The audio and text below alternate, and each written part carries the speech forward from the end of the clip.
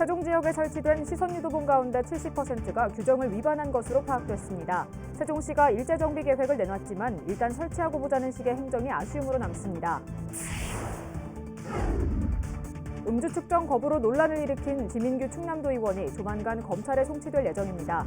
면허 취소는 물론이고 도의회와 당 차원에서의 징계도 피할 수 없어 보입니다. 천안에서 초등학생과 또래 중학생을 대상으로 집단 폭력 사건이 발생해 충격을 주고 있습니다. 경찰이 수사에 나섰습니다. 시청자 여러분 안녕하십니까? BTV 뉴스입니다. 여러분 운전하시다 보면 도로에 설치되어 있는 시선 유도봉 쉽게 볼 수 있을 텐데요. 세종시에 설치된 유도봉 가운데 70%는 규정을 지키지 않은 것으로 파악됐습니다.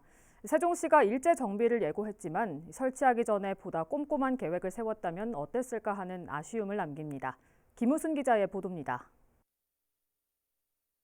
세종시 나성동의 한 회전교차로 곳곳에 시선 유도봉이 설치되어 있습니다. 차선 침범이나 불법 유턴 등을 방지하기 위함이지만 규정엔 맞지 않습니다. 국토교통부의 도로안전시설 설치 및 관리 지침을 보면 차량의 주행 속도나 설치 목적에 따라 최소 2m에서 최대 10m 간격으로 설치하도록 되어 있습니다. 그러나 이곳은 1m 간격도 채 되지 않습니다.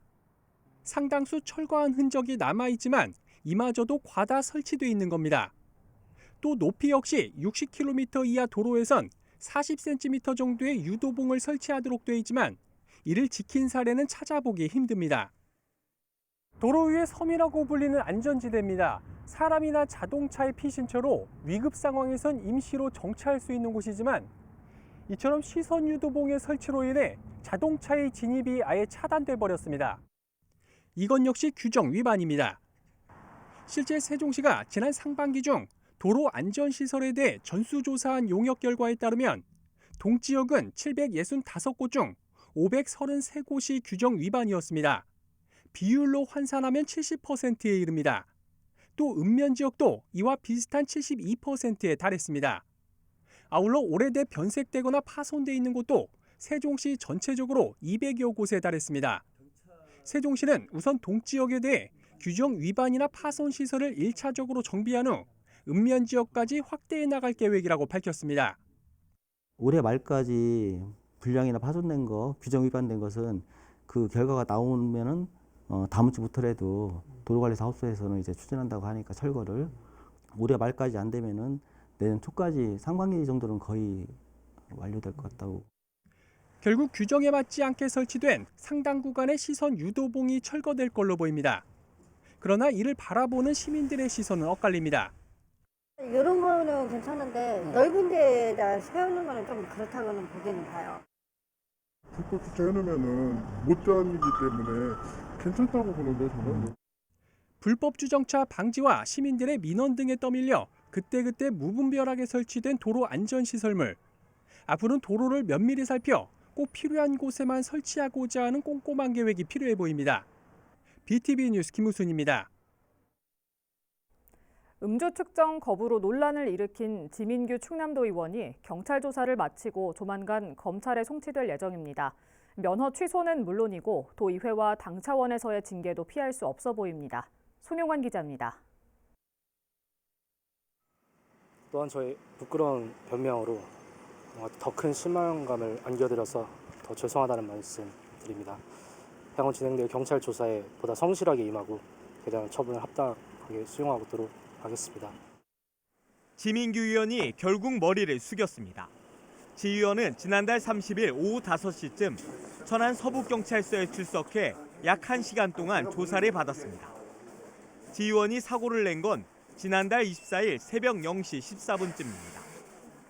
천안시 불당동의 한 도로에서 역주행을 하고 중앙화단에 설치된 난간을 들이받았지만 당시 대리운전기사가 사고를 내고 도주했다는 거짓말과 함께 경찰의 음주 측정을 거부해 시민들의 공분을 샀습니다. 자신의 잘못을 인정한 건 사고 발생 닷새가 지나서였습니다.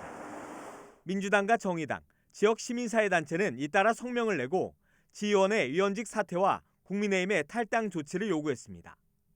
정직해야 될 사람들이 거짓말을 하고 권력을 이용해서 불법을 저지르고 그런 행위는 정치인으로서 자질이 없다고 판단을 합니다. 국민의힘 당 자체도 이렇게 침묵으로 일관할 것이 아니고 현행법상 음주 측정 거부는 면허 취소에 처해지는데 지원의 경우 사고 후 미조치 혐의까지 더해져 가중 처벌이 예상됩니다. 다만 40일 동안은 임시 면허증이 부여돼 운전은 가능합니다. 경찰은 이르면 이번 주나 다음 주 초 지휘원을 검찰에 송치할 예정입니다. 충남도의회와 국민의힘 충남도당도 조만간 지휘원에 대한 윤리특별위원회 등을 열어 징계 수위를 결정할 방침입니다. BTV 뉴스 송용환입니다. 대전과 세종, 충북을 잇는 광역철도가 기획재정부 예비타당성 조사 대상 사업으로 최종 선정됐습니다. 이 광역철도는 대전 반석역을 시작으로 세종을 거쳐 청주공항까지 교통 수요를 대량으로 신속하게 처리하기 위한 충청권 대형 사업입니다. 이 사업은 지난 2021년 제4차 국가절도망 구축계획에 포함된 이후 같은 해 11월 사전 타당성 조사를 거쳐 이번에 기재부 예타 대상 사업까지 선정되면서 이제 사업 착수까지 마지막 절차만을 남겨두게 됐습니다. 천안에서 초등학생과 또래 중학생을 대상으로 집단폭력 사건이 발생해 경찰이 수사에 나섰습니다. 천안 동남경찰서는 지난 21일 오후 4시쯤 동남구 성황동 한 공사장에서 아산지역 중학교 1학년 A양과 천안지역 초등학교 5학년 B양을 집단으로 폭행한 혐의로 초중학생 20여 명을 수사 중이라고 밝혔습니다. 이들 대부분은 만 14세 미만의 촉법소년으로 전해졌습니다. 경찰 관계자는 10여 명을 특수폭행 치상 혐의로 입건했으며 폭행의 일부라도 가담한 학생 모두 수사 중이라고 말했습니다. 박경기 아산시장이 공직선거법 위반 혐의로 대법원 최종 판결을 앞두고 있는 가운데 시정 공백을 우려하는 목소리가 커지고 있습니다. 이런 가운데 김희영 아산시회 의장이 기자회견을 열고 박 시장에게 내년도 예산 편성 권한 포기를 촉구하고 나섰습니다. 보도에 김장섭 기자입니다. 공직선거법 위반 혐의로 기소돼 1심에 이어 2심에서도 당선 무효형인 벌금 100만 원을 훌쩍 넘는 1,500만 원을 선고받은 박경기 아산시장. 대법원 상고심을 앞두고 시정 공백에 대한 우려의 목소리가 커지고 있는 가운데 김희영 아산시의회 의장이 박 시장에게 2024년도 본예산 편성 권한 포기를 강하게 촉구하고 나섰습니다. 김 의장은 박 시장이 예산 편성권을 행사한 뒤 시정 공백이 현실화될 경우 그 예산의 책임성과 공익성을 담보할 수 없다며 예산 편성권을 스스로 내려놔야 한다고 목소리를 높였습니다. 대법원 최종 판결 결과를 예단할 수는 없지만 현재로선 시정 공백이 우려되는 상황입니다. 박 시장이 예산 편성권을 행사하고 시정 공백이 현실화된다면 그 예산의 책임성과 공익성을 어떻게 담보할 수 있겠습니까? 그러면서 내년 예산은 부시장 체제로 편성 체계를 재정비하고 사업의 연속성과 타당성, 공정성 등을 감안해 시장이 아닌 시민 공감 사업 위주의 예산 편성을 해야 한다고 주장했습니다. 행사하겠다면 시장이 대법원 판결 이후 대비한 사익을 추구한다고 볼 수밖에 없다는 점을 강조합니다.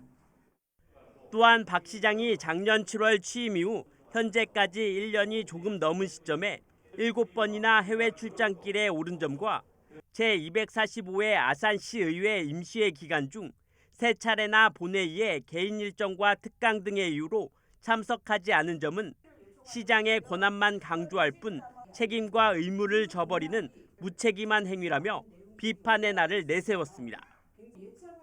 한편 김 의장은 이날 기자회견에서 박 시장이 직을 상실할 경우 치러지는 아산시장 선거에 출마하겠다고 선언했습니다. BTV 뉴스 김장섭입니다. 이처럼 김희영 아산시 의장이 박경기 아산시장에게 내년도 예산 편성 권한 포기를 촉구하고 나선 가운데 국민의힘 소속 시의원들이 강하게 반발하고 나섰습니다. 이들은 성명서를 통해 대한민국은 누구에게나 헌법이 보장하는 무죄 추정의 원칙이 있다며 김 의장이 민주주의의 전당의 의회의 의원으로서 자질이 있는지 되물었습니다. 그러면서 김 의장의 주장대로라면 내년 6월 말이면 의장직에서 물러나야 하는 김 의장도 내년 예산안에 대한 의회의 의결권을 의결할 의장으로서 자격이 없는 만큼 내년도 예산심사의 권한을 내려놔야 한다고 말했습니다. 아울러 시민들을 위해 일해야 하는 의원이 자신의 정치적 목적을 위해 정쟁을 일삼고 있다며 김 의장에게 공식적인 사과와 함께 의장직 사퇴를 촉구했습니다. 아이들이 생생한 자연 환경 속에서 체험할 때 오감이 더 활성화되기 마련인데요. 도심 속 작은 숲에서 어린이들이 직접 생물을 관찰하고 또 탐구하는 것은 물론 다양한 놀이로 활기차게 뛰놀 수 있는 체험 프로그램이 천안 시민의 숲에서 진행되고 있습니다. 강현준 기자가 찾아가 봤습니다. 천안시 불당동에 있는 시민의 숲입니다. 나무들이 우거진 이곳에 20명이 넘는 어린이들이 모여 활기찬 웃음으로 서로를 마주합니다. 손가락을 붙잡고 해맑게 인사를 건네는가 하면 손뼉을 치며 도심 속 숲의 공간을 즐깁니다. 천안시 서북구 보건소가 지역 어린이집을 대상으로 진행하는 숲 체험활동 프로그램입니다. 이번 어린이 틈틈 탐험대는 아동들의 올바른 건강 습관뿐만 아니라 신체 활동에 대한 흥미를 일깨워주는 나뭇잎 등 다양한 생물들의 표면을 관찰하는 자연물 관찰 놀이부터 거미줄을 형상화한 밧줄 놀이까지 다양한 참여형 놀이가 이뤄지고 있습니다. 특히나 가을은 여러 가지 곤충들 중에서도 거미들을 가장 쉽게 많이 볼 수 있거든요. 거미에 대해서 오늘은 활동을 하고 있습니다. 아이들은 숲에서 오감을 통해서 활동하는 것을 가장 좋아하고 그다음에 그것을 통해서 아이들의 교육적인 효과나 또 자신감 이런 것들이 증진되는 그런 활동이거든요. 다양한 생물들이 숨쉬는 숲속에서 전문 숲 해설가가 전해주는 이야기에 아이들은 평소 연상했던 이미지를 오감으로 체험합니다. 이렇게 전문가 선생님을 모시고 활동을 하게 돼서 아이들이 조금 더 활동하는 놀이 활동에 있어서 풍성이 될 것 같고 교실에 가서도 아이들이 다양한 숲 활동에 대해 이루어진 거를 확장돼서 여러 활동을 할 수 있을 것 같아요. 보건소는 올해 11차례 준비한 체험활동 횟수를 내년에는 30회까지 늘려 아이들의 참여 기회를 확대해 나갈 계획입니다. BTV 뉴스 강현준입니다.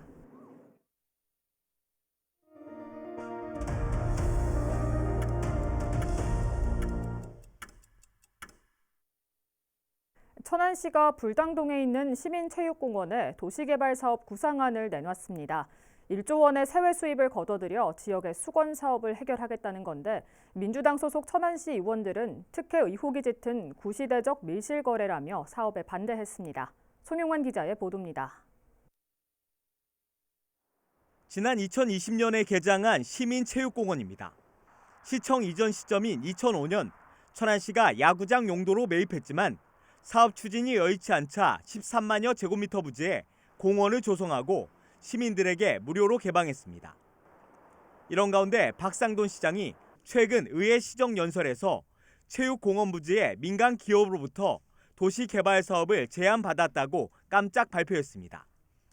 기존 체육공원은 활용도가 낮아 공적 자산이 사실상 방치되고 있는 상황을 더 이상 묵과할 수 없다는 게 박 시장의 설명입니다. 과연 이 부지가 저렇게 방치되어져야 하는 땅인지 천안시와 시민들을 위해 어떻게 활용되어야 하는지 우리 모두가 반성하고 또 자문해 봤으면 좋겠습니다. 시는 이 사업으로 1조 원의 세외 수입을 거둬들여 봉서산 사유지 매입을 통한 편의시설 조성, 불당동 명품 공원 조성, 공영 주차장 건설 등 수건 사업을 추진하는 데 쓰겠다고 밝혔습니다. 여기에 축구 전용 경기장과 종합병원 유치, 학교 신설 등의 청사진도 제시했습니다. 다만 환매권 문제를 해결하지 못하거나 공론화 과정에서 부정적인 여론이 압도적이라면 사업을 중단하겠다는 입장도 덧붙였습니다. 야당은 즉각 반발했습니다. 민주당 소속 천안시 의원들은 기자회견을 열고 시민 재산을 볼모로 사업자의 배를 불리는 행위라며 구시대적 밀실 거래라고 비판했습니다. 또 체육공원 부지 매각은 장기적으로 시민 이익을 해치는 행위라며 1조 원의 재정 수입도 천안시 추계가 아닌 특정 기업의 제한 내용일 뿐이라고 주장했습니다. 더불어민주당 천안시 의원 일동은 박 시장의 발표를 구시대적 밀실거래, 일방통행식 시민 무시 행정, 근거도 없는 폭세무민 발상이라 규정하며 그러한 시도는 꿈도 꾸지 말 것을 강력히 경고한다. 시민체육공원 부지 도시개발 사업은 박 시장이 유럽 출장을 마치고 업무에 복귀하는 다음 주부터 지역사회에 더욱 뜨거운 감자로 떠오를 전망입니다. BTV 뉴스 송용환입니다. 세종시 자족 기능 확충의 핵심이 될 것으로 기대를 모으고 있는 스마트 국가산업단지 조성이 본격화됩니다. 국토교통부로부터 최종 승인을 받은 건데요. 이제 관건은 내년부터 시작될 주민 보상이 될 전망입니다. 김우순 기자의 보도입니다. 세종시 연서면 일원, 국토교통부가 일대 약 270만 제곱미터 규모의 추진 중인 세종 스마트 국가산업단지 조성 계획을 최종 승인했습니다. 지난 2018년 8월 국가산단 후보지로 선정된 지 약 5년 2개월 만입니다. 이에 따라 내년부터 보상과 실시 설계에 들어가고 2025년 착공해 2029년 완공하는 목표로 추진됩니다. 주력 유치 업종은 미래 모빌리티와 바이오 분야를 중심으로 한 신소재 또는 부품 산업 클러스터를 조성해 스마트 산업을 육성한다는 구상입니다. 산단 조성 후 향후 30년 동안 예상되는 경제적 편입만 20조 6천억 원에 이르고 고용 유발 효과도 19,000명에 이를 것으로 추정되고 있습니다. 아무래도 경제 자족 도시에 대한 인프라가 부족하다는 지적을 많이 받아왔거든요. 국가 전략 산업을 위주로 신소재 부품에 대한 클러스터 산업을 유치하는 데 가장 큰 메리트가 가질 것이고요. 그렇게 되면 아마 행정적인 측면, 경제적인 측면이 균형 잡힌 도시로서 아마 잘 만들어질 수 있는 계기를 잡았다 이렇게 생각이 됩니다. 세종시에 주어진 최대 숙제 중 하나인 자족 기능 확충의 핵심 축이 되는 겁니다. 이제 관건은 내년부터 이뤄질 주민 보상이 될 걸로 보입니다. 그동안 마을 수용 최소화를 요구하며 사업을 반대했던 주민대책위원회는 이번 국토부 최종 승인에 유감의 뜻을 전하면서도 대승적으로 수용하겠다는 의사를 전했습니다.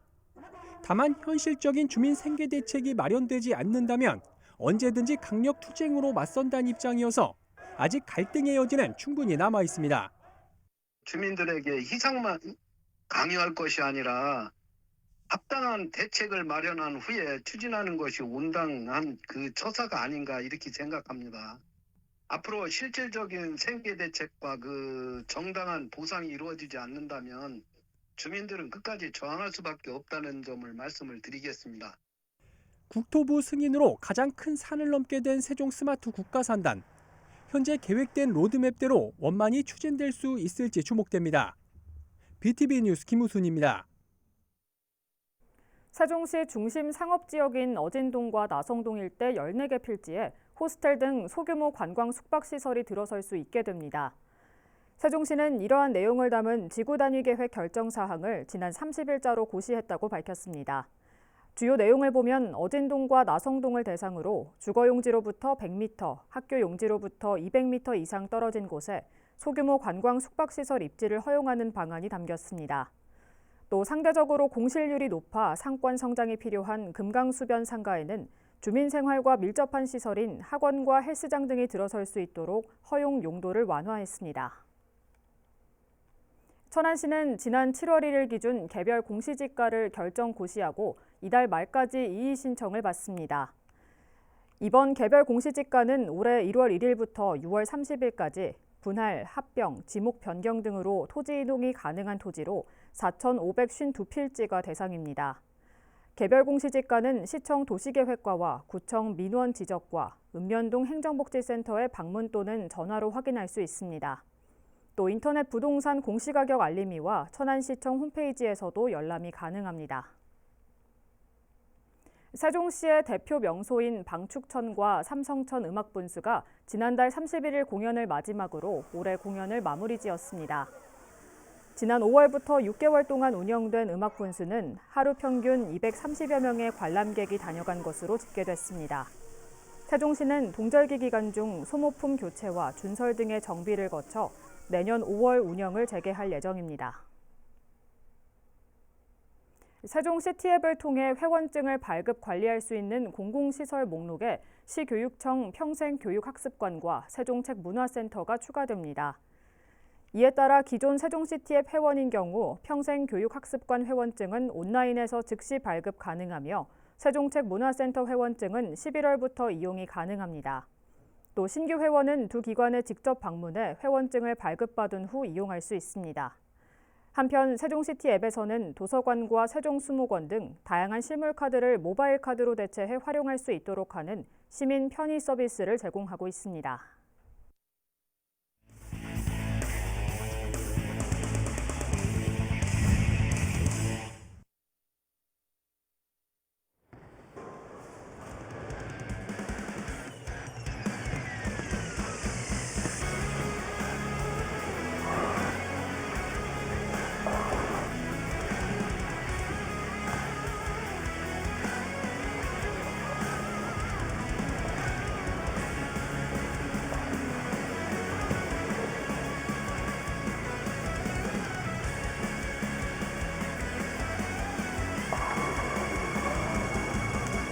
저희는 일단 한 달에 2번씩 하고 있거든요. 첫째 주, 셋째 주, 일요일 10시, 아침 10시에 2번씩 모임을 하고 있어요.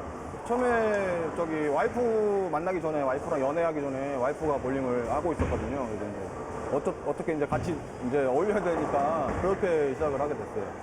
저는 부모님이 볼링을 치셨어요. 그래서 어렸을 때부터 볼링장을 많이 따라다녔었는데 이제 직장을 가지게 되고 취미생활할 걸 찾다 보니까 볼링을 시작하게 됐어요. 아무래도 그 스트라이크를 쳤을 때 핀이 터지는 소리나 그리고 이게 개인 운동이긴 하지만 다른 사람들이랑 같이 하면서 이렇게 하이파이브도 하고 서로 이렇게 응원도 해주면서 즐거운 운동인 것 같아요.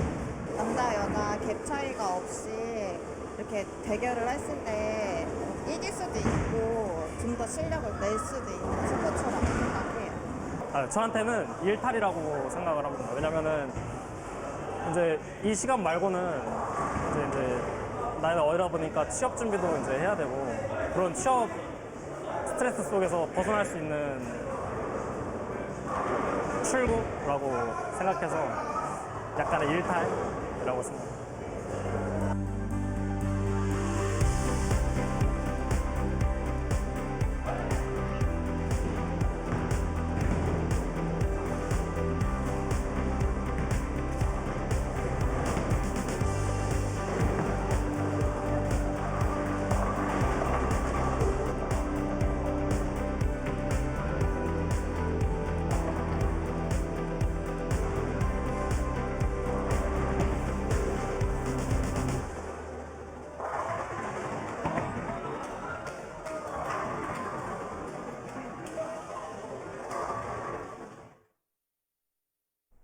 비행 청소년들을 보면 대부분 촉법소년이란 점을 방패 삼아 범죄를 저지르곤 하는데요. 하지만 이들의 범죄 수법과 그 강도가 점점 심각해지고 있는 만큼 관련 법 개정이 조속히 이루어져야 하지 않을까 싶습니다. 이상으로 BTV 뉴스를 마칩니다. 시청해주신 여러분 고맙습니다.